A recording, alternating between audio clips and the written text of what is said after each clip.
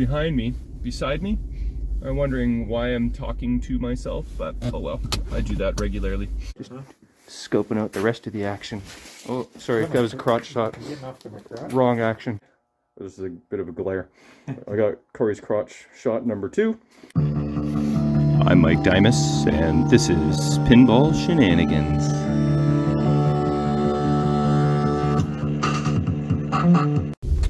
What's going on, boys and girls? A little impromptu action here. Well, maybe not so much. I did mention in my last video that Corey was trying to get me over to his place to touch up his $6 million man. And I said, thank you, but no thank you. Bruce would be great for that job. And he said, no, you. It's like, oh, okay, well, show me a photo. How bad is it? He showed me a photo, and I was like, oh, that looks like a lot of hours of pain and suffering. I think I'll pass. You should call Bruce. He said, no, you come over. It's like, oh, really? And double really, there's a friggin' train. So I should have tucked the other way. So we're gonna go over to Corey's, check out his $6 million man. Oh, and I'm driving west into the sunset. That's always fun. I can barely see. Actually, it would be good to kind of check out his $6 million man uppost thing and see if it's behaving as it should. I just came home about, say, 25 minutes ago, and I avoided this train on the way home. So is this the same one on the way back? I bet you it is. So yeah, I can check out his $6 million man up and down post, see how it behaves. Like, I haven't even really given mine a fair chance, but I have suspected it might not be operating properly, but who knows? Maybe it is actually fine, because my quick play test game last night, it seemed okay, but we'll have something to compare to. So yeah, his $6 million man playfield kind of is so rough that it makes mine look like a friggin' masterpiece. Not quite, but so the goal is to spend, oh, that train is stopping. So we're gonna watch it go backwards for another 25 minutes, I bet. So the goal is basically to not spend a ridiculous amount of time on it. It could afford someone to really spend 10 to 20 hours on it pretty easily, to really do a good job, color match, all that good stuff. But we don't want to do that. He don't want to do that. I don't want to do that. So I'm gonna spend maybe a couple hours on it and just see how good we can make it look within that time frame. See, I've got acrylic paints. I've got this tray thing that I've never used, got recently. Mix them. I'm hoping we don't have to get into too much color matching, but if we do, we do. We've got paint markers. This yellow actually I already used on mine, and it's a good match, so we know that much. I've got white, where are you? Primer. Oh, this is what I use in case you want to know. This is the primer I use. Can you read that? Or is it shouldn't be backwards. And then I've got a couple different options. Liquitex, matte finish, and then I have a Liquitex high gloss, which I found is too glossy, so I got the matte. For paint markers, I use Sharpie, although they've stopped producing paint markers, so you have to go with a different brand. So actually, here's the different brand. That's what I use now. What is it called? Unipasca? Unipasca. All right. Since we're on front camera, it's probably not focusing very well, but let's see. This is 0.7 millimeter. And then, is this Unipasca too? Oh no, this is Heblo. I don't think I've used this one yet. It comes with like this extra tip. This is for really thick lines. So anyway, various different thicknesses. These are all water-based. When I first started, I bought some oil-based, and I highly recommend not using them. I think this is the oil-based. Yeah, see that? Oil. If you mess up with these and you get ink where it shouldn't be, it's a real pain. You're kind of screwed. I'm just keeping my eye on the train so I don't cause a log jam here. I bet you these people are beside me, are wondering why I'm talking to myself, but oh well, I do that regularly. Yeah, so the oil-based, if you like shake it a bunch, you kind of push the tip down to get the paint going, it can like, oh, there's the end of the train. It can like splurge paint out on you, and once it does that, you're screwed. So I don't use the oils, I just use the latex. And then last thing, let's see if I can bust them out before I gotta get going. I just use pretty much this paintbrush set. Haha. Sorry, I go. Okay, this is the paintbrush set I use.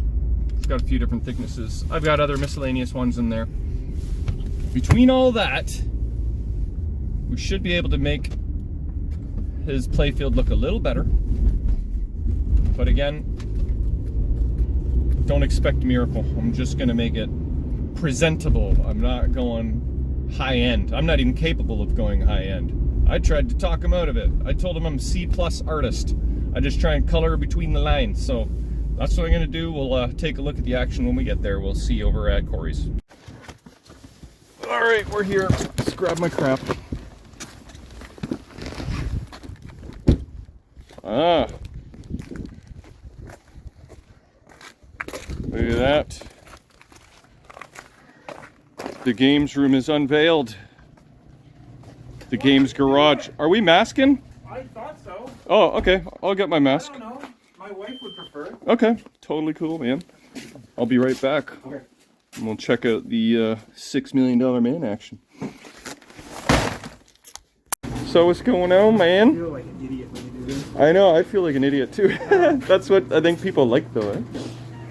The Shenanigander activities. Okay, so here it is. You got this thing stripped right down. Yeah, so this dude in St. Thomas asked me to fix this up for him, so I am. Oh, okay. It had some really poor touch-ups in here, and in here, and over in here. Oh yeah, okay. And so... They don't really look actually all that bad. Yeah, it's not... Like, color match terrible. is not the worst. The problem is that when it was filthy dirty. Yeah. And the only, I mean, I can't not clean it.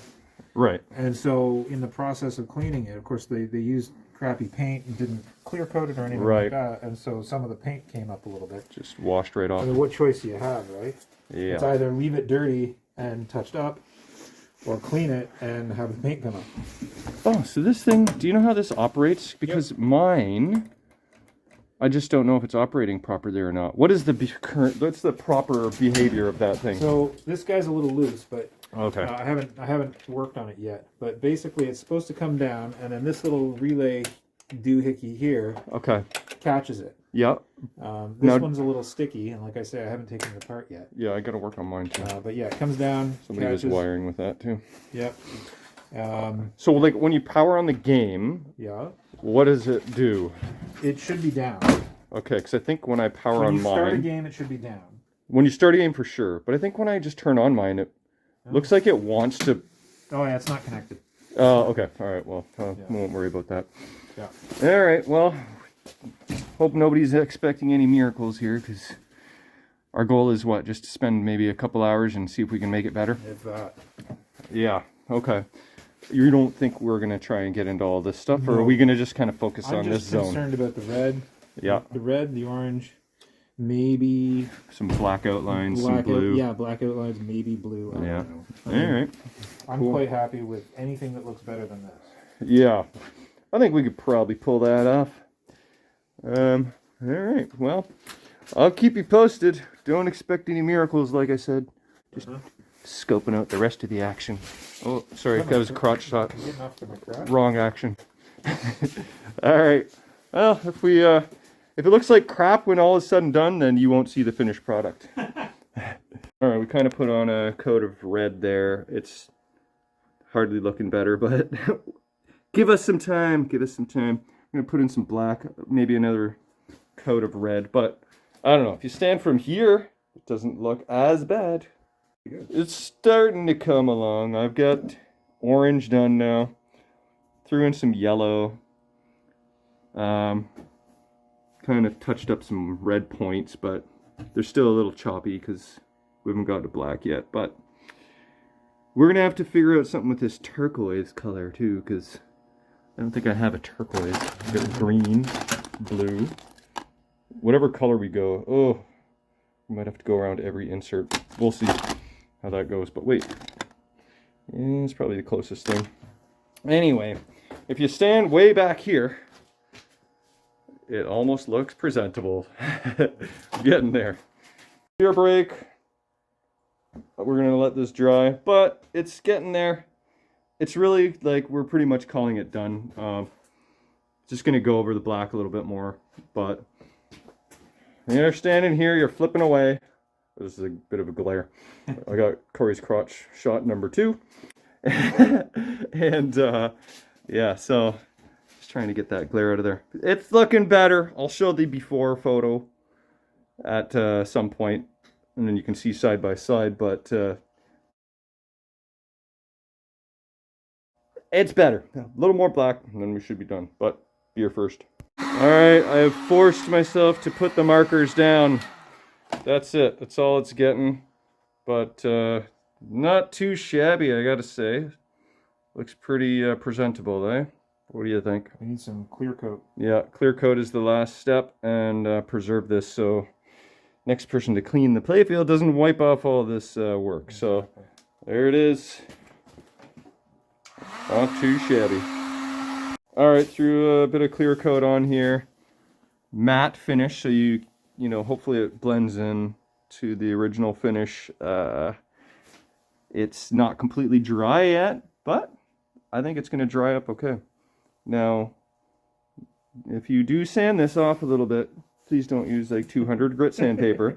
But there it is, we're finished. It's time to wrap up and go home and have a beer.